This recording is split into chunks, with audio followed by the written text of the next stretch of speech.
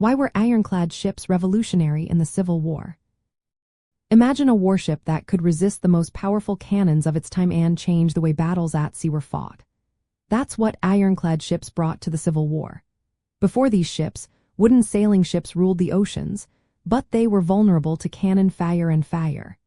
The development of ironclad ships marked a huge shift in naval technology and strategy. They were built with thick iron or steel armor plates that could withstand hits from traditional artillery. This armor made them much harder to sink or damage, giving them a big advantage in combat. The first major clash of ironclads happened in 1860 at the Battle of Hampton Roads. The Confederate ironclad CSS Virginia, which was converted from a scuttled Union ship called USS Merrimack, faced off against the Union's USS Monitor. This was the first time in history two ironclad ships fought each other. The CSS Virginia had sloped iron armor and a casemate design with multiple guns that didn't move. It also had a heavy iron ram on its bow, which it used to ram and damage wooden ships. The USS Monitor was smaller and more agile. It introduced a new feature called the rotating gun turret, which let its guns turn in any direction without moving the whole ship. This made it much easier to aim and fire during battle. The use of steam power was another big change.